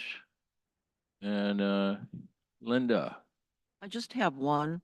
So we're going to use our on-call contractors, but that time will not go against their on-call, that on-call amount. It'll go in here toward the 59,000, correct? Correct. And then one question I had, the 29.8 for supervisor hours, 500 hours. Is that, who's the supervisor? It's divided up between Mike Brock, our maintenance and facilities manager, and his foreman.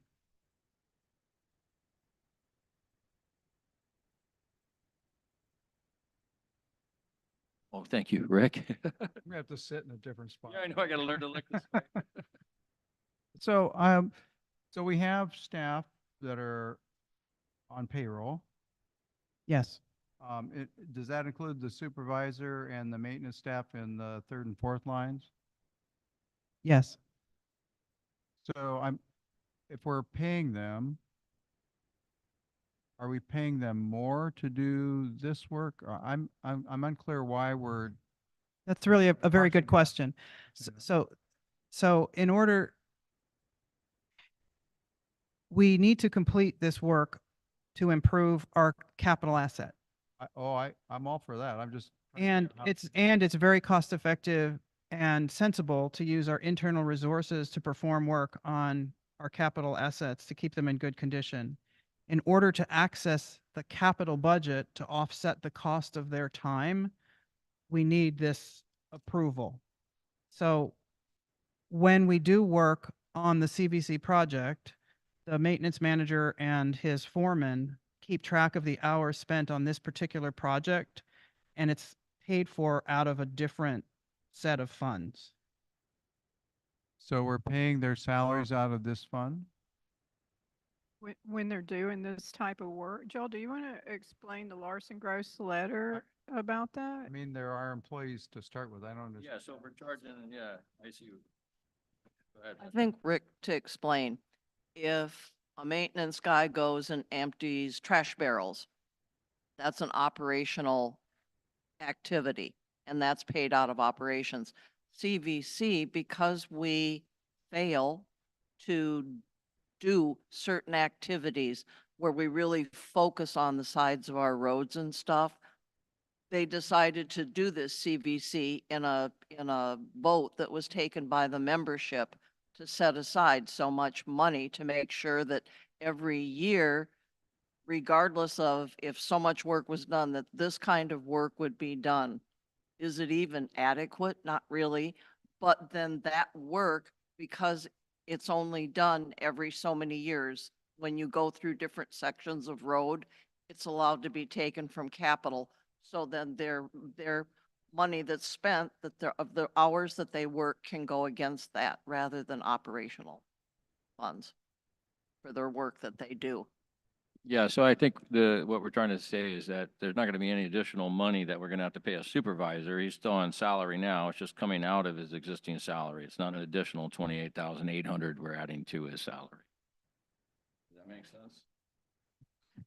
So like, for example, let's say just say somebody makes $50 an hour and they're working 40 hours a week.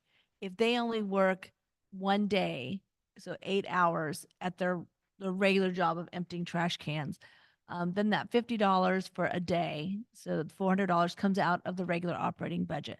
If they work 32 hours on the CVC project, then the remaining amount of their payroll for that week will be coming out of a specific budget line item. So their net the gross we pay them is going to be the same. It's just going to be allocated to different areas. Yeah, it's common project level accounting. So they're charging their hours to a project. It happens to be a capital project, and so it's being paid for out of the capital budget, and it needs to be authorized by the board in order for us to charge a capital project. Okay, I think I understand that. But are we? So where do staff salaries come from? They come out of the operating budget, right? Unless they're charged to a capital project. So there's approximately $123,000 in wages for that come out of the capital budget. Is that correct, Joel?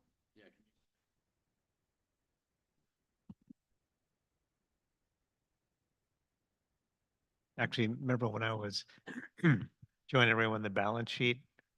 Then I said, the operating cash line item, how I would take money out of the operations and put it down into SURF.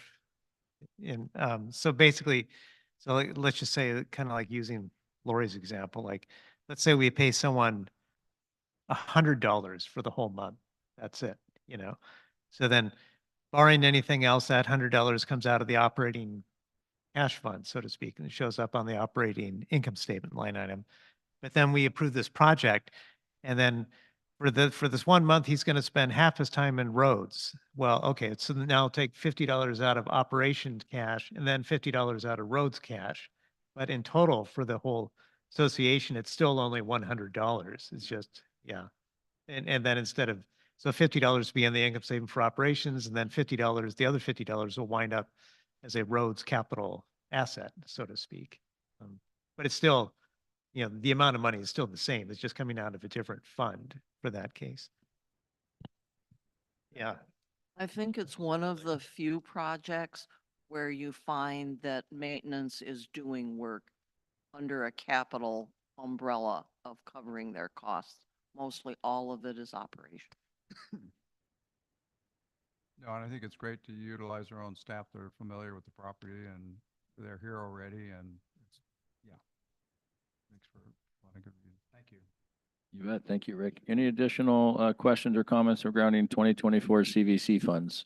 This isn't Yeah, go ahead, specific to Stu. it's not specific to the CVC, but in future requests, could we change the SVCA Finance Committee from approved to recommended, not approved, because the Finance Committee isn't approving these?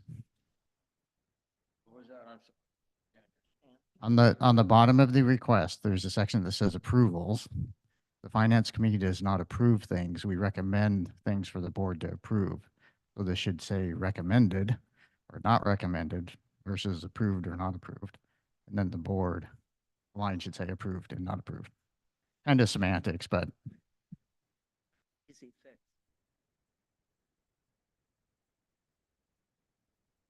Okay, any additional questions or comments for 2024 CVC funds? None. Okay, moving on. Let's move to item number 7. We could move, you want Have to approve it. to do? All right. Can't do them together again? No, can't do that. Oh, darn. Okay, hearing no additional questions, can we get a motion for the 2024 CVC funds? I move that the Board of Directors approve the allocation of $125,320 from roads for the 2024 ditches, culverts, and swales CVC project, with funds to be administered by the Maintenance and Facilities Manager. Get a second? Don't need it, fine. She started leaning. All in favor? Unanimous? Ask Rob, but it don't matter. Okay, on to item number 7, 2024 pothole minor road repair funds. So, Go ahead. Oh, go ahead, Rick, I'm sorry. this is the same question and the same issue for me, so I don't know. Yeah, it's the same thing. If they're working on these roads, we need board's approval. Okay. Does anybody have any questions on the 2024 pothole minor roads repair funds capital request? All right, hearing none. Can we get a motion for approval for 2024. Well, I'm not going to say it. I so move. Yeah, we're going to have to read it. Where the fund? Oh, yeah. You should read the motion, Keith. Got it here.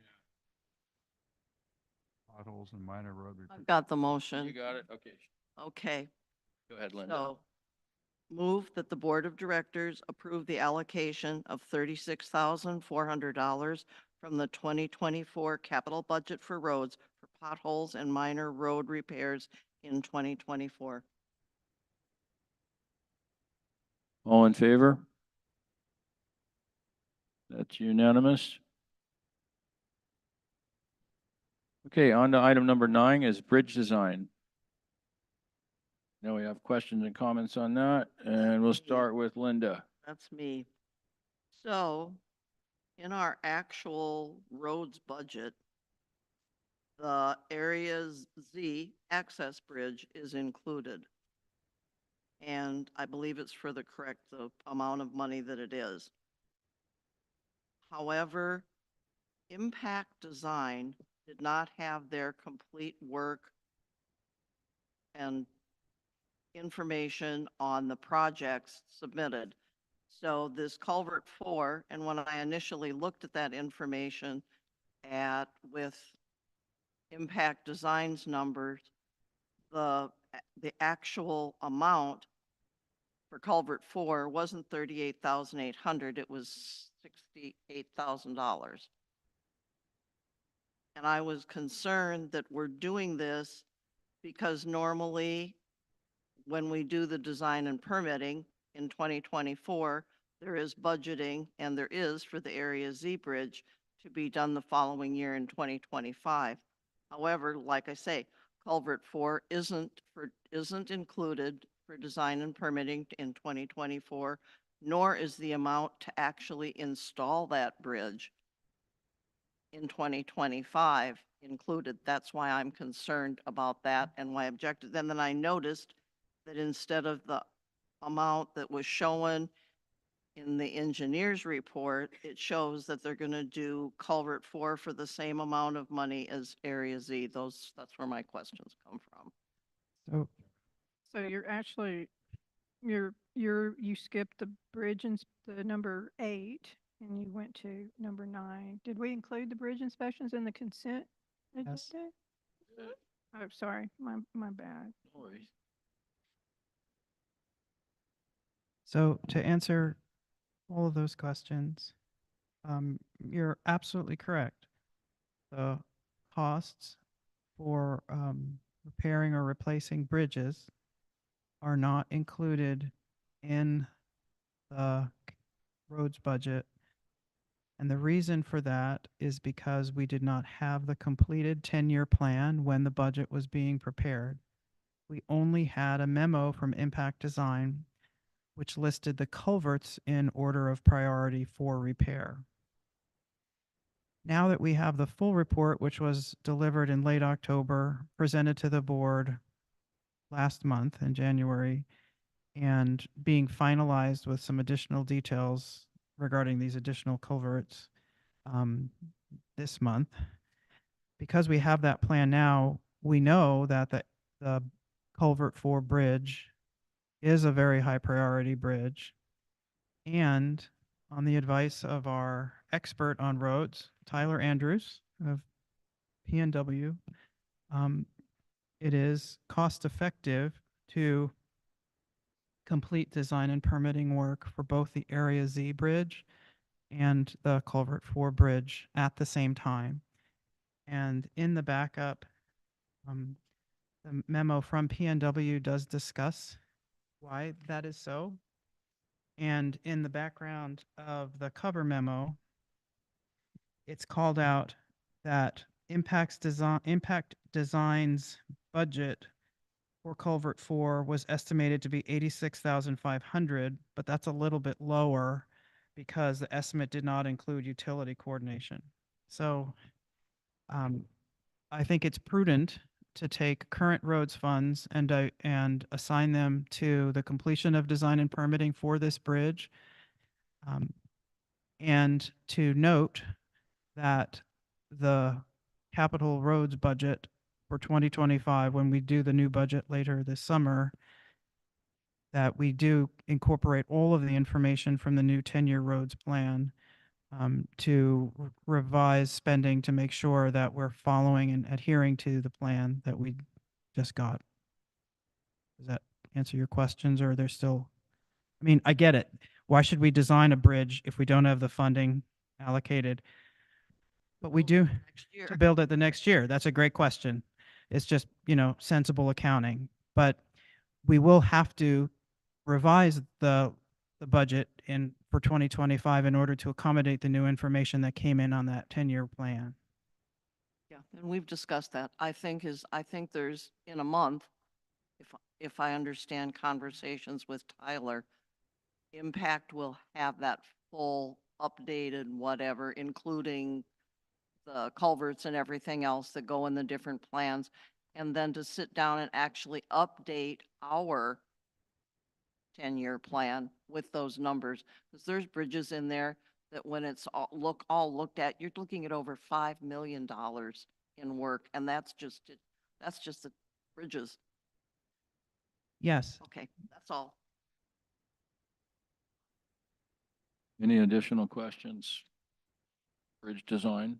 I just have a comment. Go ahead, Sonia. So basically, that's part of why, Impact was hired, is that they're the experts, and that the goal is to have the engineers recommend and prioritize these things. That's also why the budget shows them reevaluating these, not only annually, but then there's a full reevaluation that'll be occurring. Like now, I think it's scheduled in 4 years or whatever.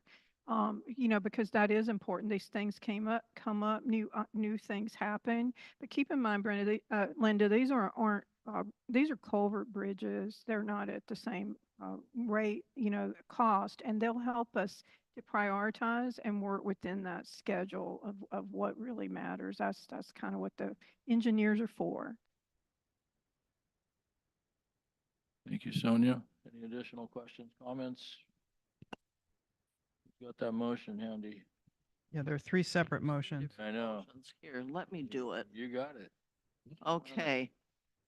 So, motion 1 is to move that the SVCA Board of Directors approve the allocation of $131,003.84 from the 2024 capital budget for roads for design and permitting of PNW summary dated February 6th, 2024 for the 2024 bridge design project. All in favor? That's unanimous. Motion 2, move that the SVCA Board of Directors authorize the general manager to execute contracts with Chinook Engineering per their proposals dated February 2nd, 2024, with total amounts of not to exceed $77,620. All in favor? That's unanimous. And motion 3, move that the SVCA Board of Directors authorize the general manager to execute a contract with Northwest Geologic PLLC per their proposal dated February 5th, 2024, with a not to exceed amount of $13,000. All in favor? That's unanimous.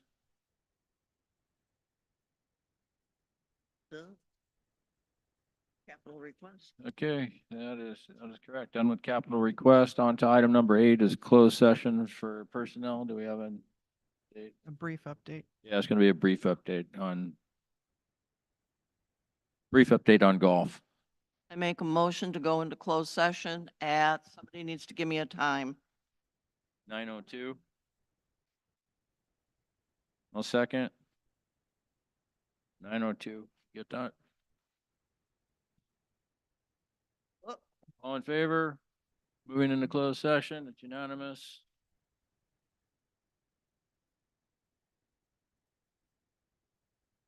Your lesson.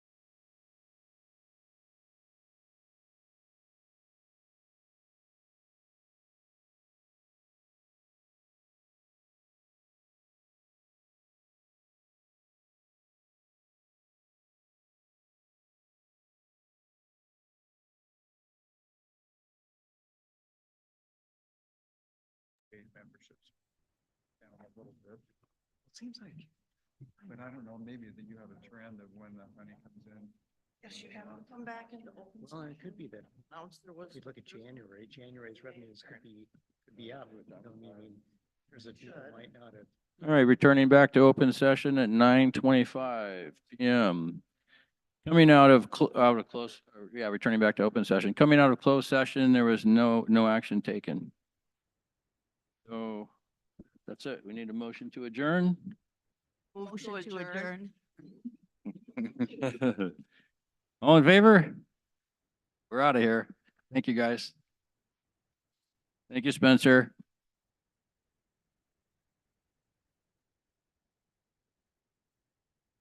Sorry about the capital spreadsheets. I didn't think to open that. I just start unplugging things.